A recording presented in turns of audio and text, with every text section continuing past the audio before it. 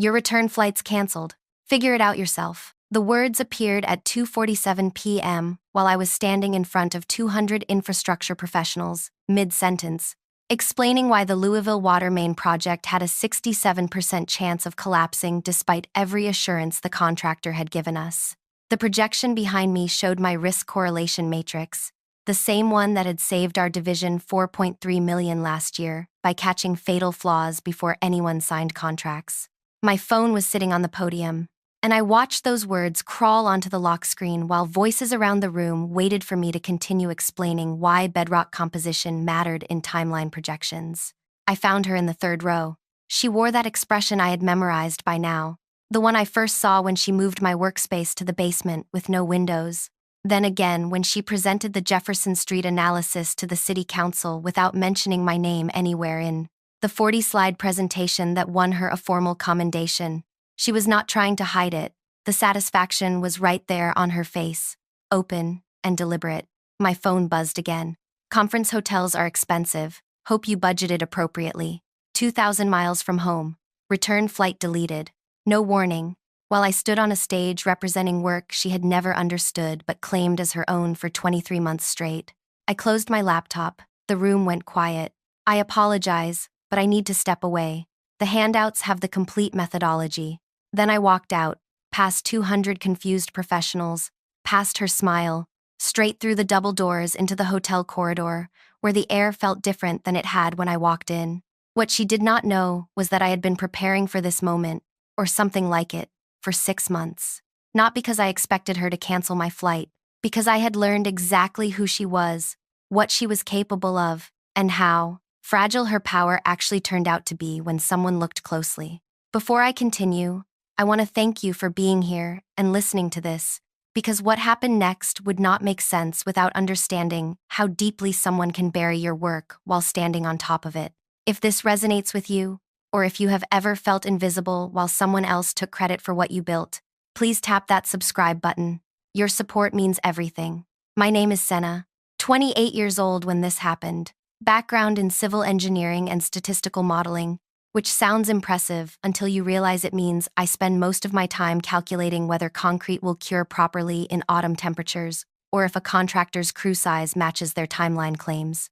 The job posting called it Municipal Risk Analyst, entry level, which translated to run the numbers and tell us which contractors will fail, so the city doesn't waste millions on bridges that collapse or water systems that flood. I took it after 3 years at a startup that imploded slowly, then all at once, leaving me with 2 months of bounced paychecks and a deep need for something stable and boring. Municipal bureaucracy seemed perfect. Show up, analyze proposals, go home. No drama, no chaos, just math and material science. The woman who interviewed me seemed reasonable at first. Her name was Linda Harrison, department head with 15 years of city relationships. And during that interview, she asked decent questions about my engineering background and whether I understood statistical modeling beyond basic probability. I thought she understood the work. I thought we would collaborate. First week, she handed me a bridge proposal and said, "Just run the numbers. Let me know if anything stands out." I spent 4 days on it. The contractor assumed concrete would cure in conditions that violated basic material science. Their cost estimates ignored bedrock composition documented in the Geological Survey. I wrote 12 pages explaining why the project would run 40% over budget and fail inspection before completion. Linda read it, called me into her workspace, and said, "This is excellent work, really excellent. Mind if I present it to the city council? You're still ramping up. Might be better if it comes from me this time." I was new. She was the department head. It seemed reasonable. It seemed like mentorship. She presented every word as her own assessment. The council rejected the proposal based on her presentation. The second contractor completed the project on time, under budget. Linda got mentioned in the city manager's quarterly review for her thorough risk analysis. I got nothing, not even a footnote. I told myself it was fine. I was learning the system, learning how city politics worked, learning patience. Then it happened again, and again, and again. The pattern became clear over months. I would spend weeks modeling risk factors for water, treatment facilities, library renovations, stormwater drainage systems. I would write detailed assessments explaining not just whether a project would fail, but exactly how the failure would cascade through timelines and budgets and regulatory compliance. Linda would read them, compliment my thoroughness, then present them in meetings I was never invited to attend. But something else started happening that Linda did not anticipate. The city engineers began calling me directly. Not officially, just quick questions about proposals. They would ask about concrete specifications, soil stability calculations, whether a contractor's numbers actually matched physical reality. I answered honestly, showed my work. When I did not know something, I said so, and found out. One afternoon, a senior civil engineer named Tom called about a stormwater project. Linda says this contractor's fine, but something feels wrong about their drainage calculations. You worked on this, right? I did the initial assessment, I said. What did you actually think? I pulled up my notes. Their gradient calculations assume uniform soil composition. The geological survey shows a clay layer at 3.2 meters that will create a water barrier. They are going to have flooding issues within 2 years. Long silence. Then Tom said, "That's not what Linda told the council." What did she tell them? That the proposal was solid, low risk. My hands went still on the keyboard. Tom, I wrote a 14-page assessment flagging exactly that drainage issue. I recommended rejection. I never saw that. Linda presented a 2-page summary saying it was approvable with minor modifications. I started checking after that call, reached out to other city officials on projects I had assessed. Same pattern every time. Linda was presenting simplified versions of my work that often contradicted my actual conclusions. When I recommended rejection, she watered it down to approvable with modifications. When I flagged major timeline risks, she called them minor concerns. She was not just taking credit, she was actively misrepresenting my technical findings to make herself look collaborative and reasonable to contractors. I could not confront her directly. I was still entry level. She had 15 years of city relationships and bureaucratic protection. Direct confrontation would destroy me faster than it touched her. So I did something different. I became excessively helpful to everyone who called, every city official who wanted technical clarification. I walked them through my analysis in detail. Every contractor who wanted to understand why their proposal failed, I explained exactly which assumptions did not hold up under scrutiny. I was building something Linda could not see, could not control, and would not understand until it was too late. I documented everything. Every analysis I wrote, I kept the original with timestamps. Every conversation with city officials, I followed up with detailed summaries sent via work email. I was creating a paper trail that showed who actually understood the technical work and who was just performing expertise. 18 months into the job, Linda called me into her workspace and said, "There's a national infrastructure conference in Denver, 3 days. I want you to present our division's risk methodology." I stared at her. Linda had never let me present anything publicly. She guarded visibility like it was currency. "You want me to present? Your analysis work. Show them how we evaluate proposals. It's good exposure for the division." I should have been suspicious. But I was tired of being invisible. I would be happy to. "Great. I will handle the arrangements." The conference was massive. City officials and contractors from 40 states, billions in future infrastructure projects would be discussed there. This was where relationships formed, where divisions built reputations that led to major contract opportunities. Linda registered us both, booked flights and hotels.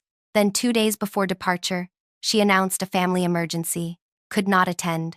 I would represent the division alone. "This is your chance to shine," she said. "Make us look good." I spent the entire flight preparing. My presentation covered our complete methodology using real examples from projects I had assessed. Technical details that contractors could actually use to improve their proposals. I included the Morrison Bridge timeline flaws, the concrete curing analysis, why material science matters in risk assessment. It was thorough, honest, and useful. The presentation was scheduled for day 1, 2 p.m., medium-sized conference room. I saw Tom in the 5th row, a few other city officials I recognized, mostly contractors and municipal analysts I had never met. I made it through 17 slides, showed how we identified the Morrison Bridge problems, explained the mathematical framework behind timeline risk modeling. My voice was steady. The room was engaged. This was the most visible I had been in 2 years. That is when the text arrived. Your return flight's canceled. Figure it out yourself. I stopped talking mid-sentence. Found Linda in the third row. She was smiling. Then the second message. Conference hotels are expensive. Hope you budgeted appropriately. She had sent me here to fail. To present technical work she did not understand. Then cut my support so I would be stranded, humiliated, desperate. Maybe I would panic. Maybe I would beg. Maybe I would finally learn my place. I closed my laptop without explaining. Said I needed to step away. The handouts had the complete methodology. Then I walked out. I found James Morrison in the hotel lobby 20 minutes later. He was Senior VP for Municipal Contracting at a regional oversight organization, the body that certified which divisions were qualified to bid on major city projects. I had noticed him watching my presentation from the back of the room before I left. That was an unexpected exit, he said. My manager just canceled my flight home while I was on stage. I need to tell you something. We sat in uncomfortable lobby chairs that smelled like industrial cleaner. I told him everything. Not emotionally, clinically. Here's how Linda presents my work. Here is what my actual assessments say. Here is the documentation I have kept for 6 months because I knew something like this was coming. Why didn't you report this before? James asked. To who? She's my manager. It's a municipal bureaucracy. I would look like a disgruntled employee making excuses. So why tell me now? Because she didn't just steal my work. She sent me here to present technical analysis she doesn't understand, then cut my legs out from under me for entertainment. I'm done protecting her reputation. James was quiet for a long moment. Can you prove the work is yours? I opened my laptop, showed him original assessment files with timestamps, email chains with city officials where I explained technical details, the stormwater drainage calculations that contradicted what Linda had told the council, calculations that later proved accurate when the project flooded exactly as I predicted. He read through everything without speaking. Finally, he looked up and said, "This is fraud. She's misrepresenting division capabilities to city governments." I know. What do you want from me? I had been thinking about this during my walk from the conference room. Nothing right now, but I want you to remember this conversation. I think it's going to become relevant soon. He handed me his card. Stay in touch. I could not afford to change my flight. Linda had booked the cheapest fare, no modifications allowed. The conference hotel cost $280 per night, more than my car payment. I called Tom and asked if anyone had a spare couch. He laughed. I'm sharing a room with 2 other city engineers. But yeah, one of them bailed. You can have the extra bed. Tom's roommate was David Park from Seattle's infrastructure division. We stayed up past midnight talking about risk modeling, comparing methodologies across cities. I showed them my actual assessments, the ones Linda had modified before presentation. David said, "This is significantly more rigorous than what most divisions produce. Why isn't your name on any of this?" "Because my manager presents it as her work." Tom shook his head. "We've been making multi-million-dollar decisions based on what we thought was Linda's expertise. But it's yours." "I know. You should go independent," David said. "Consulting. Cities would hire you directly. I don't have the credentials. I'm entry-level. You have 2 years of accurate risk assessments that saved cities millions. That's better than credentials." The idea planted itself deep. I took a bus to the airport when the conference ended, slept on terminal chairs waiting for standby seats, got home 32 hours after my presentation, exhausted and furious and strangely calm. Linda had moved into my workspace while I was gone. My actual furniture was replaced with hers. My files were in boxes in the hallway. She smiled when I walked in. "How was the conference?" "Productive. Good. I'm reorganizing the division. You'll be working from the basement location now. Better for focused analysis work." Translation. Out of sight. No more direct contact with city officials. Buried where I could not build relationships that threatened her control. "Understood," I said. Then I moved my boxes downstairs to the basement workspace, with no windows and lights that buzzed constantly, and I started building my exit in absolute silence. 6 months of preparation meant becoming invisible in a way that made me indispensable. I answered every contractor call. Every city official who needed technical clarification got detailed explanations with follow-up documentation. I was not building. relationships for Linda anymore.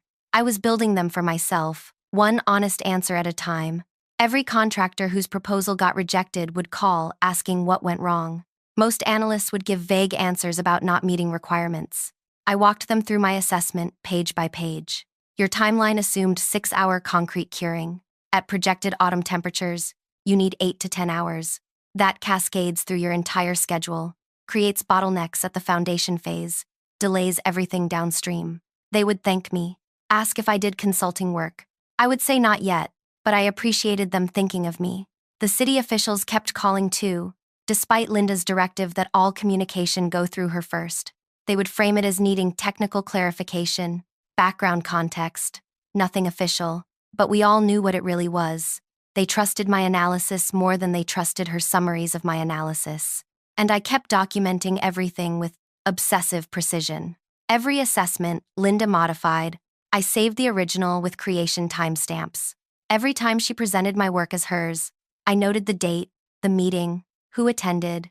I was building a case I hoped I would never need but suspected I would.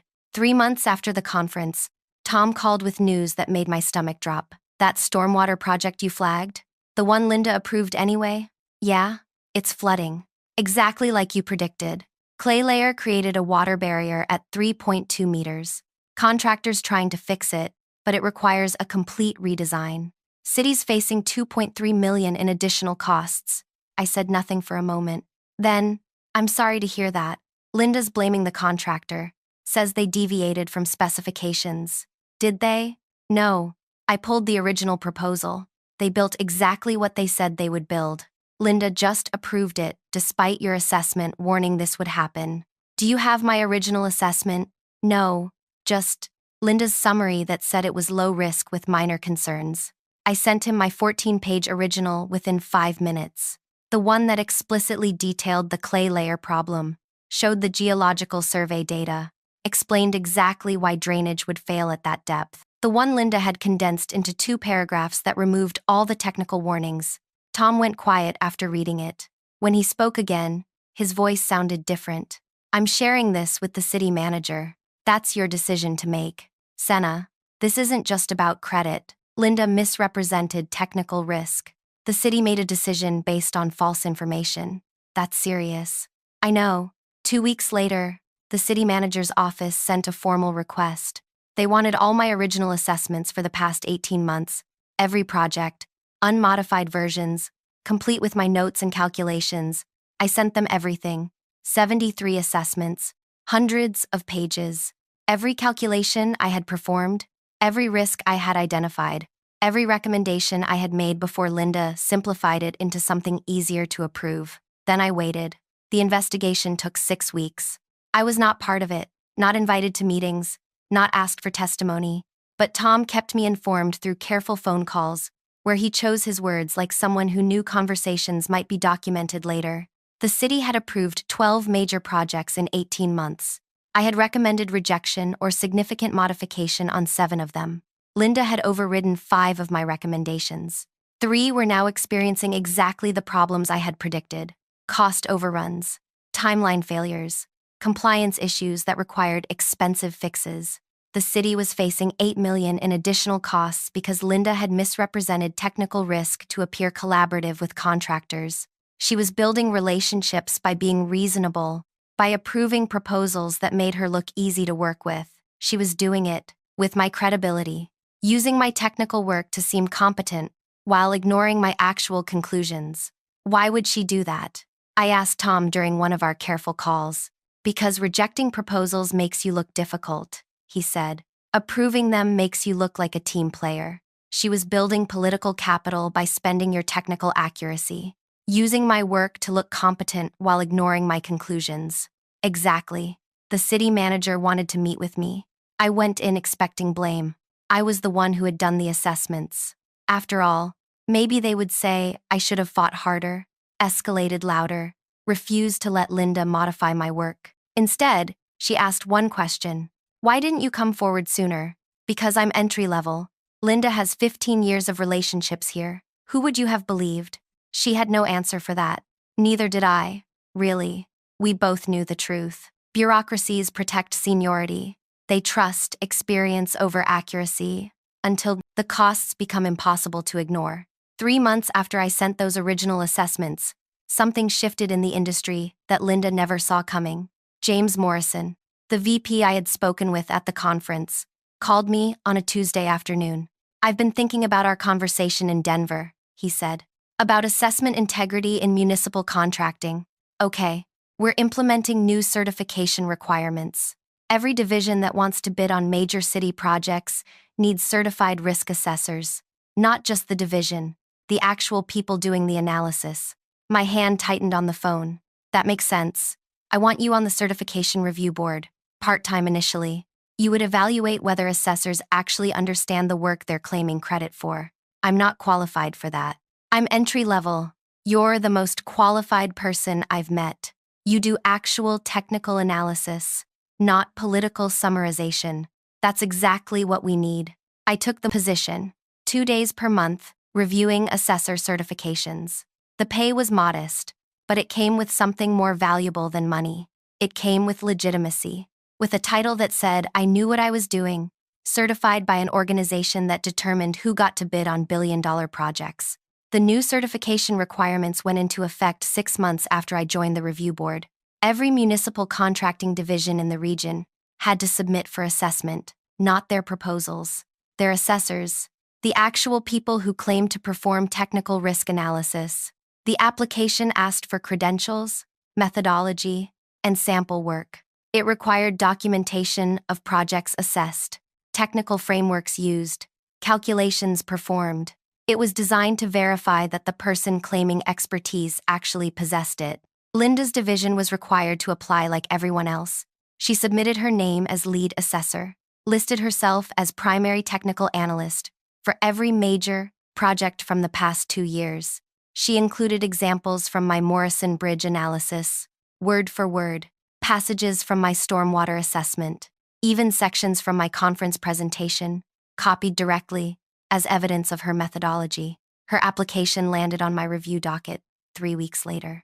I stared at it for a long time. I should have recused myself. Clear conflict of interest. Any reasonable board member would have passed it to a colleague, avoided even the appearance of bias. But James Morrison, the board chair, had a different perspective when I mentioned it to him. "You're the only one who knows the actual history here. We need your assessment. Then we'll have an independent panel verify your findings. This isn't about personal issues. This is about technical competency." I read through Linda's submission that evening. It was impressive if you did not know the work was not hers.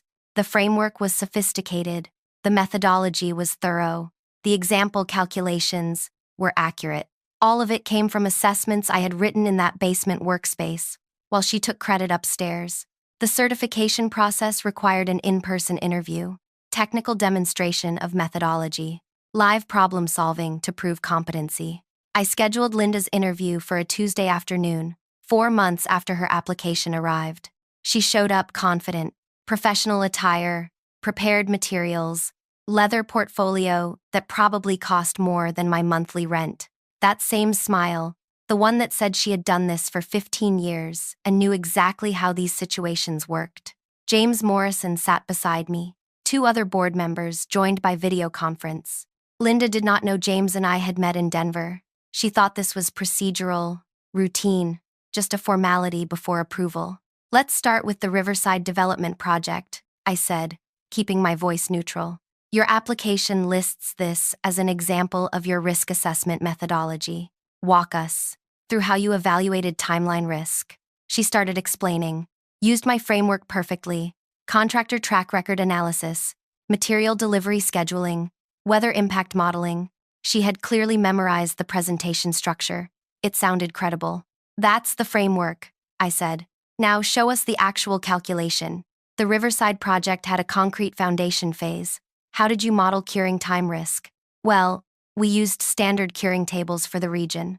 "Which tables specifically? What were the temperature assumptions?" Her smile tightened slightly. "I would need to reference the original assessment for those specific values. You wrote the methodology. You shouldn't need references for your own work. I have staff who handle the detailed calculations. I focus on strategic analysis and risk interpretation. but your application claims you performed these assessments personally. You listed yourself as the primary technical assessor, not a supervisor or strategic advisor. I oversee the assessments, provide direction and quality control. I pulled up a document on the shared display.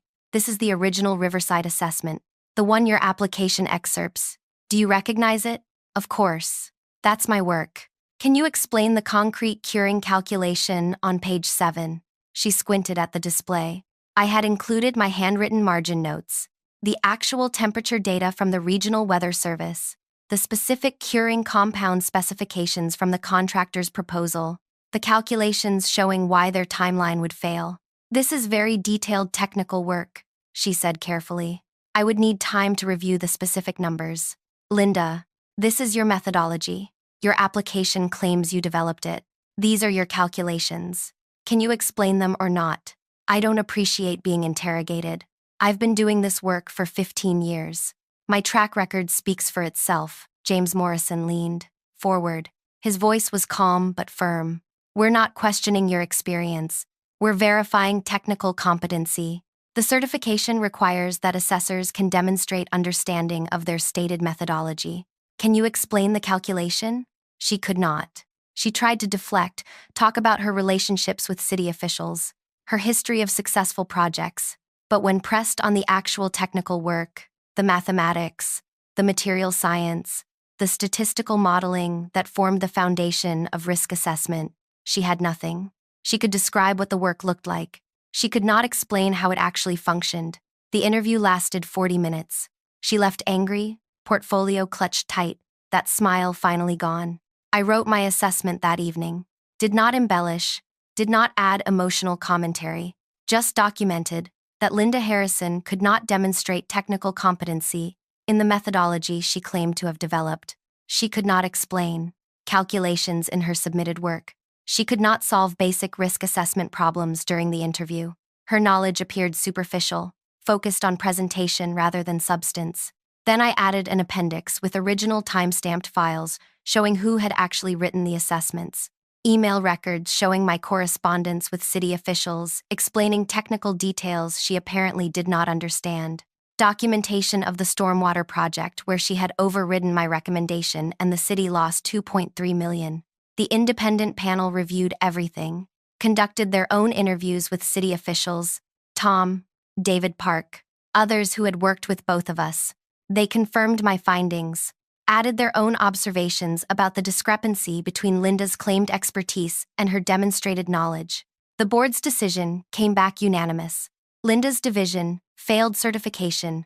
They could reapply in 18 months after implementing proper assessment protocols and demonstrating genuine technical competency. For the next year and a half, Linda's division could not bid on any major city projects in our region. Billions in potential contracts suddenly closed off, not because of politics or personal grudges, because she could not prove she understood the work she had been claiming credit for since before I arrived. Linda tried to fight the decision. She called in favors with city officials, leveraged her 15 years of relationships, made it clear this was personal targeting by a disgruntled junior analyst. She told people I had sabotaged her out of jealousy, that I was manipulating the system for petty reasons. Those officials called me to ask if it was true. Tom was the first. Is this legitimate? Or is this you getting back at her for the conference? It's legitimate. She failed a technical competency review. The board's full assessment is public record. 3 independent reviewers confirmed the findings. She's saying, you sabotaged her because she moved your workspace. Tom, you've seen my work for 2 years. You've seen her summaries of my work. You've seen what happens when she overrides my recommendations. The stormwater project is still flooding. Is this sabotage, or is this accurate assessment? Long silence on his end.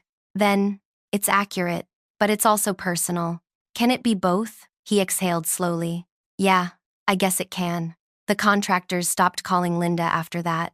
City officials started requesting different contacts when they needed division support. Her professional network, the one she had spent 15 years building through lunches and golf outings and city council meetings, began routing around her like water finding new channels.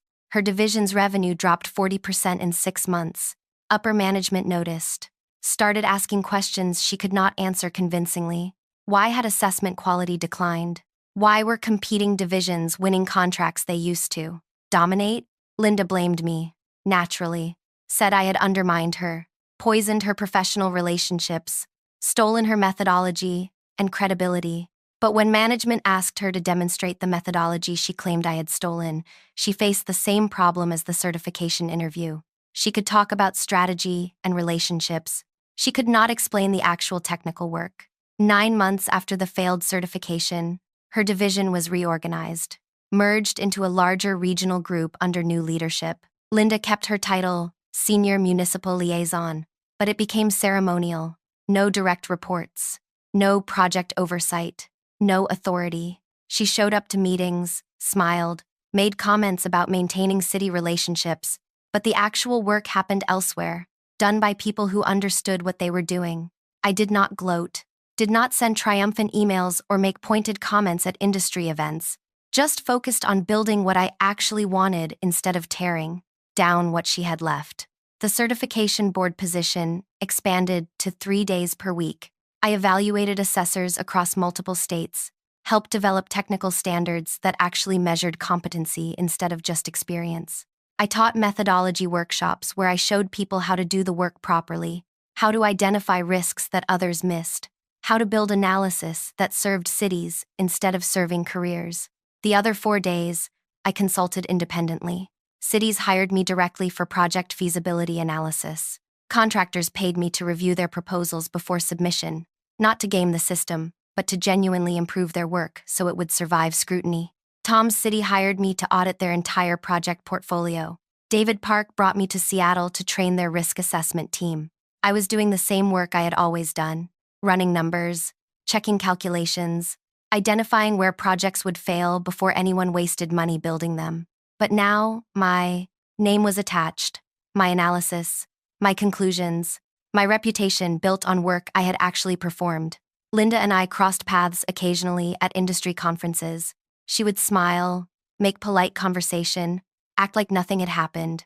I was professional, cordial. We both knew the truth underneath the pleasantries.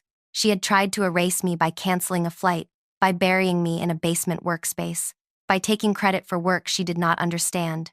Instead, she had freed me from needing her approval or her visibility, and I had dismantled her credibility by doing nothing more than asking her to explain her own claimed expertise.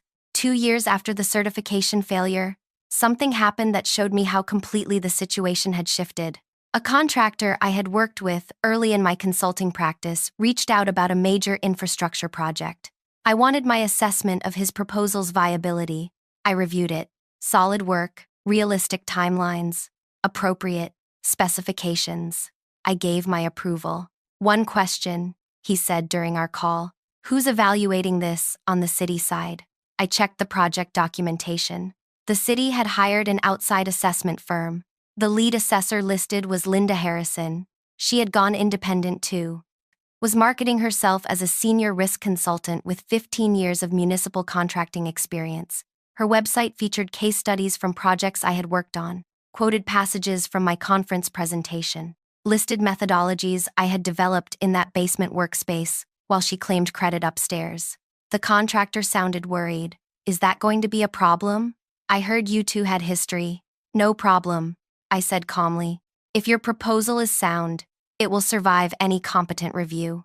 But is she competent? I chose my words with precision. She has extensive experience in the administrative aspects of municipal contracting. For technical risk assessment, I would recommend having your engineering team prepared to answer detailed questions about calculations and methodology. Make sure you understand your own work well enough to explain it clearly. He understood what I was not saying directly. The proposal went forward. Linda did review it. From what I heard later, she approved it because my assessment was attached as supporting documentation. She was not foolish enough to contradict analysis that had my name and certification attached. She rubber-stamped what I had already verified, collected her fee, added the project to her website as another successful evaluation. The project came in on time, under budget, exactly as my analysis had predicted. The contractor sent me a referral to 3 other cities and a note thanking me for my thorough work. Linda presumably got paid. Added another case study to her portfolio. continued marketing expertise she had learned to fake convincingly enough to survive in a diminished capacity. We were both doing fine, professionally, but the difference was stark. My success was built on calculations I could explain, projects I had genuinely assessed, expertise I had earned through thousands of hours of actual work. Hers was built on borrowed credibility, strategic ambiguity about who did what, and careful avoidance of situations where someone might ask her to show her work. She had taught me something valuable during those 23 months, something I carried into every project, every assessment, every professional relationship I built afterward. Your reputation is either grounded in what you can actually do, or it is built on nothing sustainable. You can fake expertise for a while, especially in bureaucratic systems that reward seniority and relationships over competency. But eventually, someone asks you to prove it, to open your laptop and show the calculations, to explain why you made specific decisions, to demonstrate that you understand the work you claim as your own. And when a moment comes, you either know what you are talking about, or everyone discovers that you never did. I built everything I have now on that principle. Every consulting contract, every certification review, every training workshop. I can explain the work because I did the work. My reputation exists because I earned it, not because I borrowed someone else's and hoped nobody would check. Linda canceled my flight thinking she was stranding me 2,000 miles from home with no resources and no options. What she actually did was force me to have a conversation with James Morrison that I might never have initiated on my own.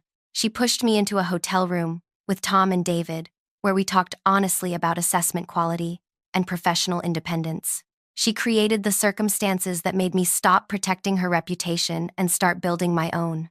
The certification system that destroyed her credibility exists now because she sent me to that conference, because she thought humiliating me would be entertaining, because she could not imagine that the person whose work she had stolen for 2 years might have built relationships based on competency instead of hierarchy. She tried to bury me. Instead, she handed me the tools to expose that she had been standing on a foundation that was never hers. And when the certification board asked her to demonstrate her expertise, that foundation dissolved completely. I see her sometimes at conferences. She still smiles, still networks, still talks about her experience and her city relationships. But everyone in the industry knows now. They know she failed certification. They know why. They know that when someone asks her to explain the technical work, she deflects to strategy and experience and everything except the actual answer. She still gets some consulting work, cities that value relationships over rigor, contractors who want approvals more than accuracy. But the major projects, the ones that matter, the ones where failure costs millions, those come to people who can show their work, who can open their files and explain their calculations, and prove they understand what they are doing. Those projects come to people like me now. She wanted me invisible. She wanted me grateful for any scrap of visibility she chose to grant. She wanted me stranded in Denver, desperate and humiliated, learning that my place was wherever she decided to put me. Instead, I am visible because my work is accurate. I am valued because I can explain what I do. And she is diminished because I asked her one simple question she could not answer. Can you show me how this calculation works? That is what I took from her. Not her job. She kept her title. Not her relationships. She still has connections. What I took was something more fundamental. I took the illusion that she knew what she was doing. And in a technical field where competency is supposed to matter more than politics, that illusion was the only thing holding her reputation together. Thank you for listening to this. If you have ever had someone take credit for your work or felt invisible while someone else stood in your light, I hope this shows you that competency eventually wins. It might take time. It might require documentation and patience and perfect timing. But eventually, someone asks the people claiming expertise to prove it, and when that happens, the truth becomes undeniable. If this resonated with you, please hit that subscribe button and share your own story in the comments. Your experience matters, and you are not alone.